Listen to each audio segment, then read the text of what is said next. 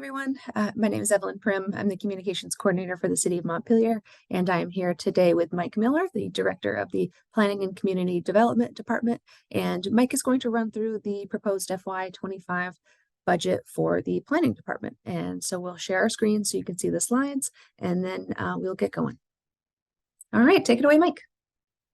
All right, so good morning and happy holidays. And so this morning I will be helping to present the FY25 budget for the Planning and Community Development Department, but also the Building Inspection and Code Enforcement budget. So these are two budgets that are both operated out of my office. And so we'll run through these. And so the agenda today is to first introduce my team, which you see here, and then have some discussion of the core services that we will have in FY25 and some services and constraints.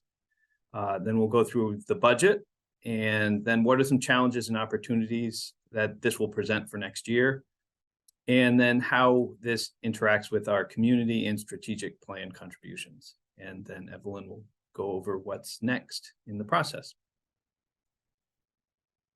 So the organizational chart for the Planning and Community Development Department, we're a relatively small department here in the city. We have 3.8 employees, including me.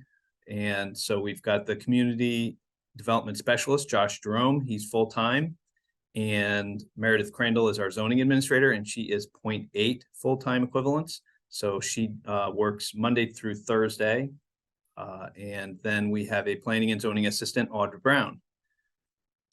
Now, the building inspection position is one that is shared between the fire chief and myself. So Michelle Savory, who is our building inspector, she actually reports to both of us and works closely with both of us because the fire chief is also the health officer, and Michelle is the assistant health officer. So they work closely on a number of inspections and issues. So our core services for FY25 are going to be very similar to what we have already been working on here in FY24. The Planning and Community Development Department really focuses on four primary areas. One is planning. So we develop city plans, we do other studies, we update the zoning. These are all looking at long-term planning initiatives. What should we be doing? What are we trying to do? Having public input on a number of long-term goals that we might have as a city. And then we also have three other services that we do that really are more focused on implementing those plans. So how do we make those plans happen? Some of them happen through permitting, and our staff does the zoning and the river hazard regulations. And we have the community and economic development arm, which handles the programs like grant writing, administration of grants, special projects like Country Club Road, and a lot of the flood grant work is being handled through the community and economic development specialist, Josh Jerome. And then we have other programs such as the community rating system, E911 road naming, and the emergency relief and assistance fund, which is through the state of Vermont. So all of these are programs and things that take staff time that we have to make sure we maintain our compliance with. And we do a lot of that through my office. In building and code enforcement, it's just as it seems. It's just focusing on primarily the building permits and inspections, but also if there are health code complaints, that will also come through Michelle's desk to review. The services and constraints for this year's budget coming up. So there were a number of project cuts. We are proposed to maintain all of our staff, so we're not going to lose any of the services in that area, but we are going to be proposing cutting funding to the Housing Trust Fund, the Public Arts Fund, and the Economic Development Fund. And these all have reserve funds, and they will cover the current programs that we have going on right now. So the reason we suggested cutting new funding is that we don't believe the impacts, there'll be a lot of impacts in this first year. But obviously, having those funds in the bank we can use those funds, but we can't do that forever. So for 1 year, this is something that won't cause too many issues, but we can't sustain that over the long term. We will eventually have to get back to funding these programs again. Number two, some changes that we need to increase our fees just to help generate a little bit more revenue that comes in from things other than taxes, help to offset the taxes. So one thing we're suggesting is removing the fee exemptions for solar projects. It's not a big thing, but it could increase $5,000 to $10,000 the amount of fees that we would be able to receive for the city for building permits. And the other constraint that really comes in is we are a small department. That makes it very difficult. We have less room to cut. Most of our budget, as you'll see later on, is personnel. So unless we start cutting people and that directly cuts services, then we don't have a lot of room to cut other than the funding for special projects like the trust funds and economic development. So our budget, overall operating and personnel budget is going down this year, and this is due to a retirement in one of our positions and hiring a new person at less salary, and by the director not taking a pay raise. So overall, our budget will be down only $500, but it is going down a little bit. As I mentioned in the previous slide, the Housing Trust Fund is typically $110,000. The Housing Committee requested $250,000, and we are proposing only $60,000.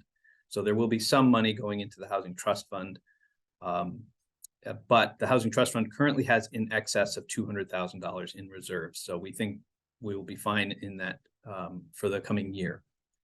Public arts is typically between 10 and 20,000. And we have zeroed out that. They do have some money in reserves and don't have any major commitments at this time. Again, it should be something we can handle for 1 year, and then we will have to revisit next fall. And then there were a number of cuts to economic development. We have 2 pots of funds that were used in FY24 that totaled $140,000, and we used that money to plan for Country Club Road. In this year coming up, we expect much less need for the additional funding for planning. That step is already completed. And the next steps in preparation, a number of them can be done in-house. With my and Josh's expertise, we can go through and take care of a number of these next step pieces, but we will need to have some additional planning funds to help move that project forward. Building and code enforcement, the permit fees are expected to rebound.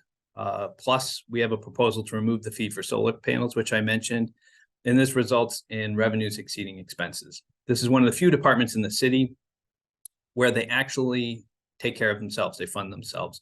Michelle's position is about $100,000, as you'll see, and she brings in about $100,000 in revenues. So there's sometimes a little bit above, sometimes a little bit below, but it is generally pretty close. And these are the budgets I was just referring to. So this year's budget for the planning and community development portion, and this is the historical going all the way back to FY16. Our budget is proposed to be $491,000, which is about $529 less than last year. So that is what we're looking at for this budget coming up. And for the building inspector position, you can see it stayed relatively the same over the past 9 or 10 years. It hasn't gone up very much, but this year the budget will go up $3,428, and it's mostly just through other costs that get automatically added to budgets across the board, whether it's increases in health insurance or pay raises or other pieces. So that's why there's a small increase to that budget. But we also hope to offset that with the increase in fees that we're collecting. So the challenges we'll be looking at next year, we will be hiring a new planning assistant. So we don't know how that's going to play out.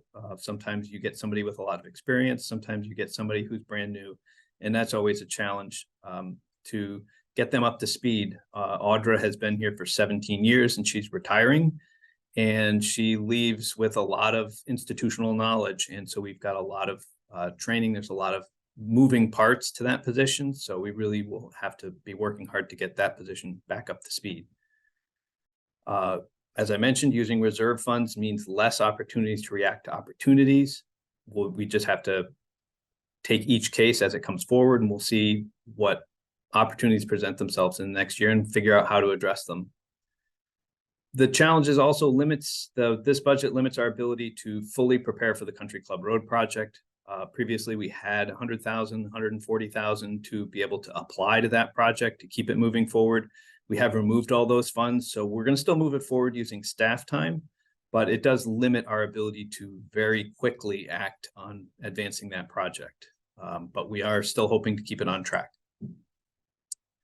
The costs of relocating back to City Hall really aren't in this budget. So as you see on the side, our offices were in the basement of City Hall, and we were flooded with about 40 inches of water into our offices. So all of our files were, most of our files were flooded.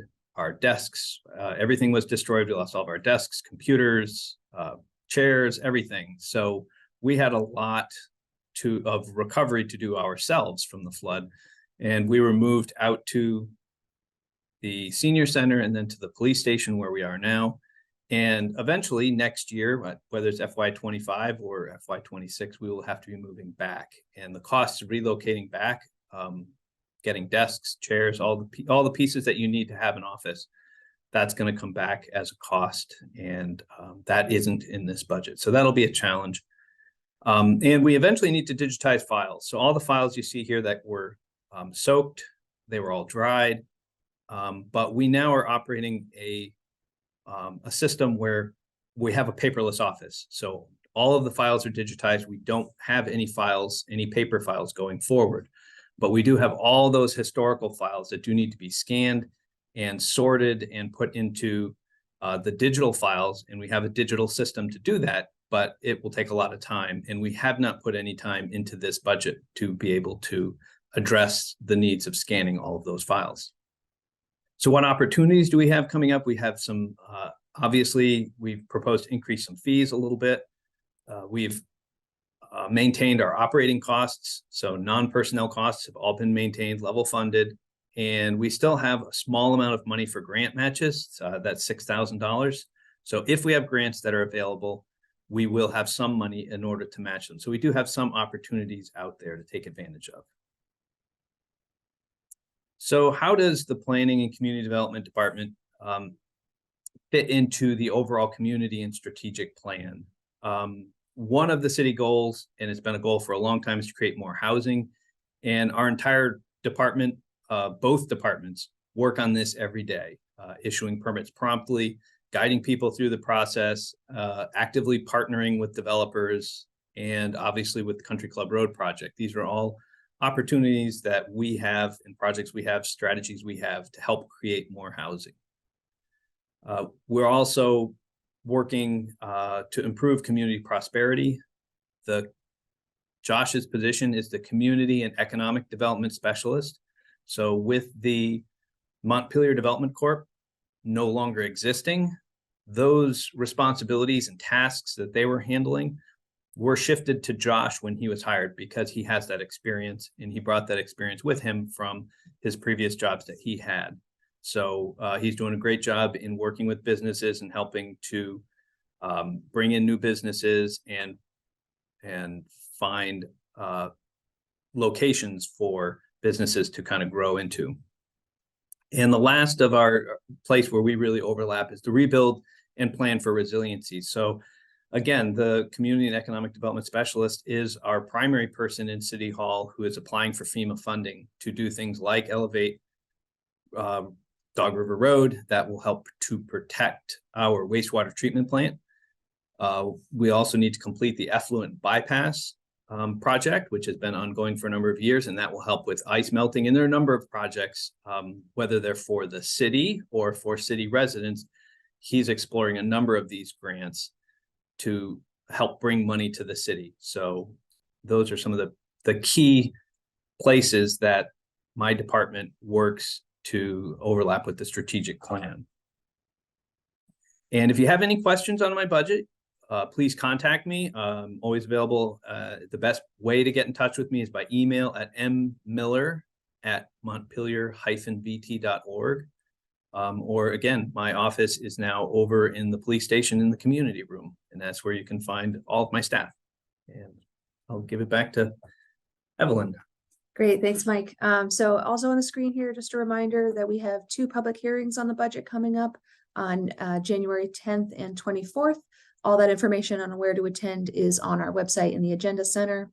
And then the City Council decision on the budget to make it onto the March ballot is January 25th. So immediately following the second public hearing.